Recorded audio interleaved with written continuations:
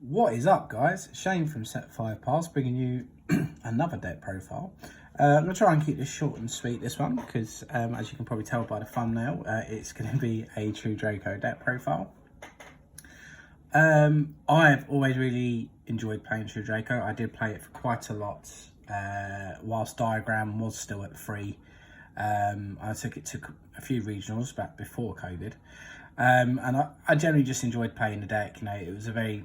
So it's always, in my eyes, been a fun anti-meta rogue deck. When it got checked on the ban list, Diagram going to 1, Demise going to 1, Into the Void going to 1, it did hit it quite a lot. I mean, some people might even remember from back in the glory days of a little card called Masterpiece. Obviously, it came out in Maximum Crisis back in 2018. And the deck's continued to chug along ever since Masterpiece got banned. I am the Oracle of Masterpiece. I still believe Masterpiece will come back to 1 at some point. Even if it is only for one format, I can see it coming back to 1. I don't see why it can't come back to 1 anymore. The game has changed a lot since Masterpiece was around.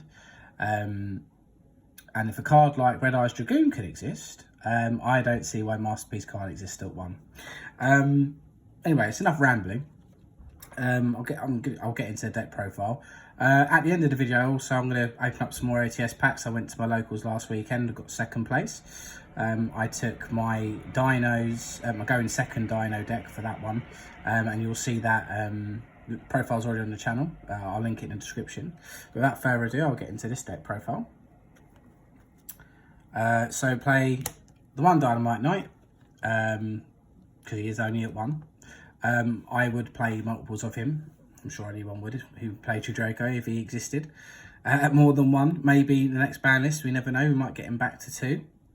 For those who don't know what he does, when a monster, when another effect's activated on the field, he can place 1 true Draco trap face up on the field or put it to your hand.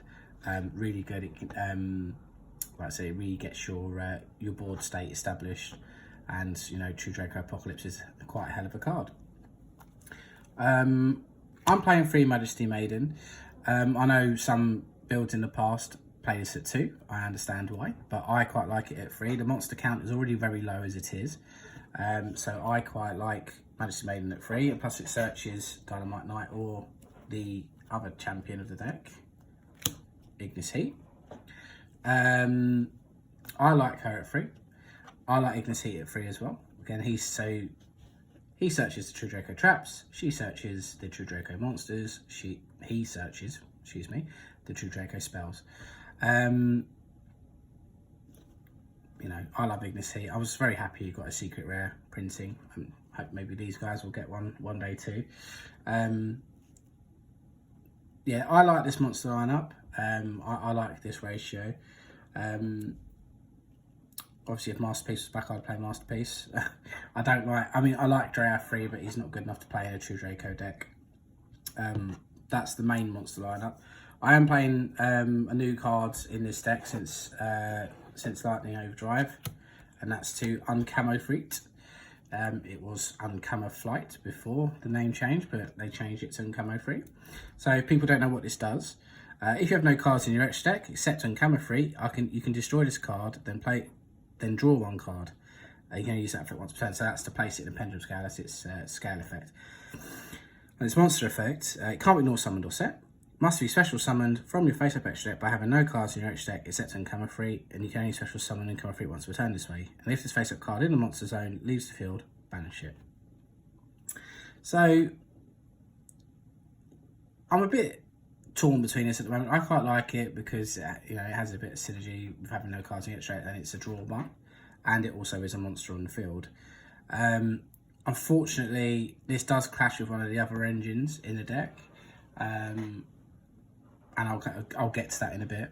I'm only testing it for now.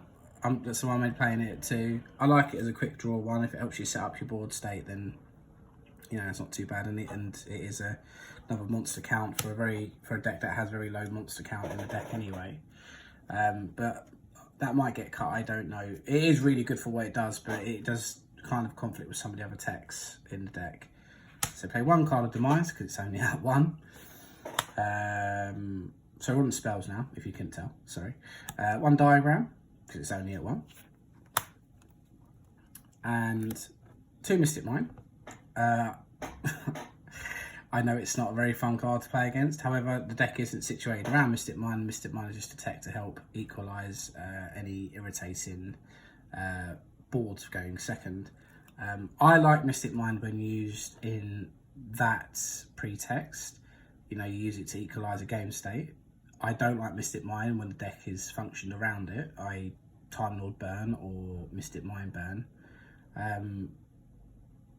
But it's a useful application for equalising the board, so a bit like evenly match, like in regards to even the board state.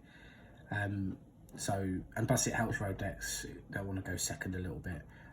So yeah, I like it too. I still play 2 Monarch Storm 4th. It's just really good if you're going second to get rid of any problematic monsters your opponent might have. Sorry, the camera's wiggling a little bit. Stop wiggling. Stop. There we go. Yeah, it's good. It's a good out to problematic monsters, i.e. Dragoon or any towers that can be towers type cards that can be affected by a spell. It's just a good spot removal. I only play 2 Duality. I don't like 3. The amount of times I play 3 Duality, resolve a Duality and see Duality in the top 3 makes me sad. So I play 2. One thing I've noticed about this deck is it probably is struggling a bit of draw power. I'm not playing Desires at the moment.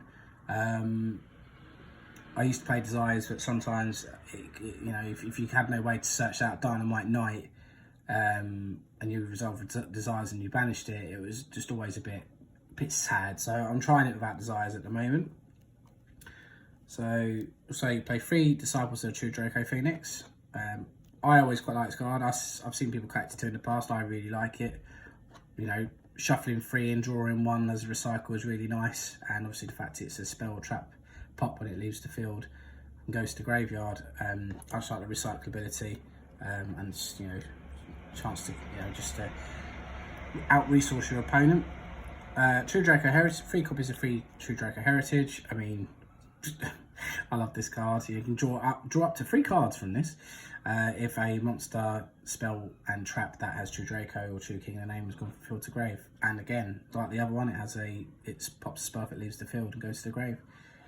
Really nice draw 3 when it resolves, but normally even if it's a nice draw 1 or draw 2. Onto the traps now. 3 True Draco Apocalypse. I love this card. It's so good. Monster pop, and it can half your opponent's monster's attack. Really nice doing in the damage step.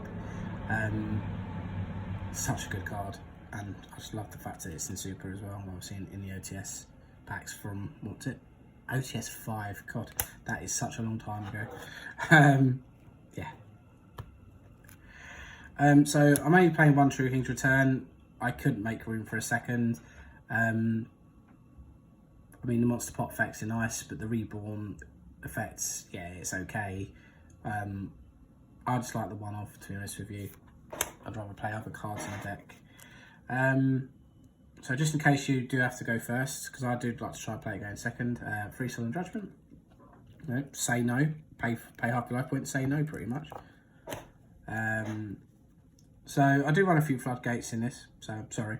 2 Rivalry Warlords, 2 Anti-Spell, and 2 there can be only 1. I like a ratio of 2 and 2, so it kind of covers quite a few scenarios, and I like Anti-Spell because there's a few spell-based decks at the moment.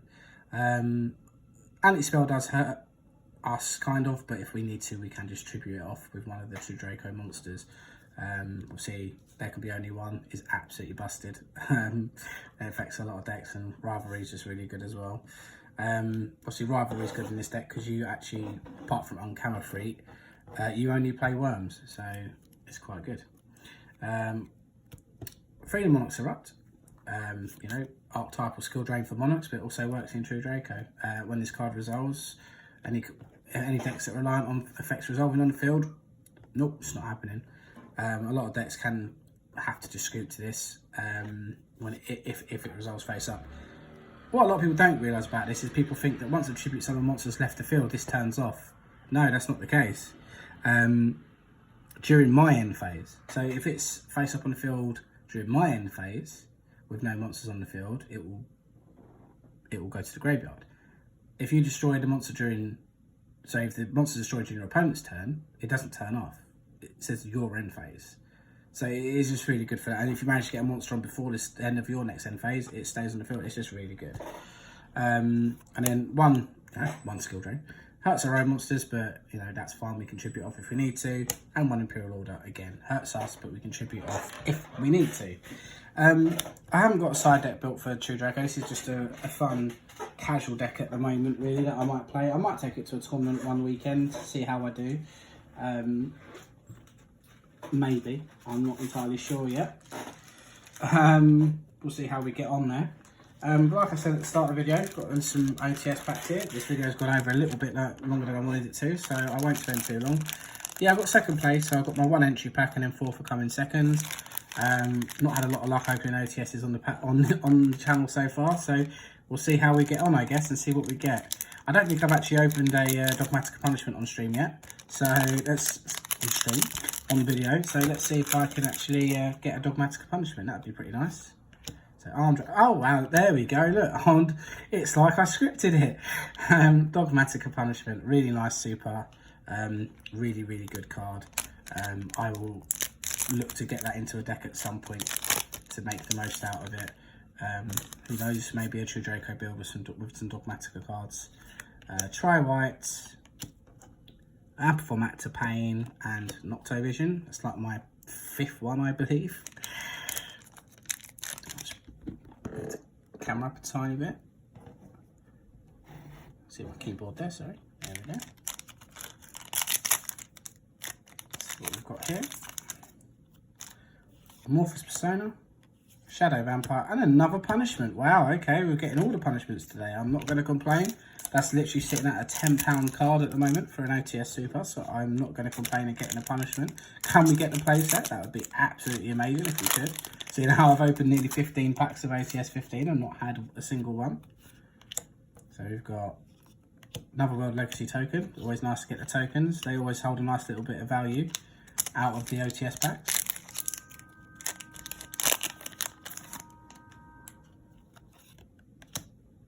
Windwitch Ice Spell, 7th one, Barricade, Board Blocker. So still no ulti. I'm really not having a lot of luck opening OTS, guys, am I? That's fine.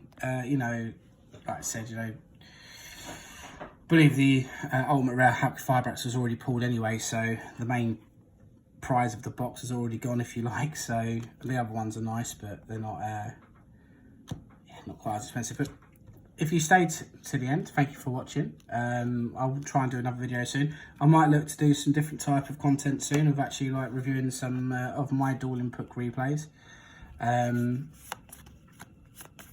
Victories and losses, what I could have done better, what went well, any misplays my opponent might have done that I might not have caught up on. But yeah, please like and comment if you want to. Please subscribe if you enjoy my content. If you don't, then don't. That's fine. But yeah, thank you for watching, guys, and until next time, peace.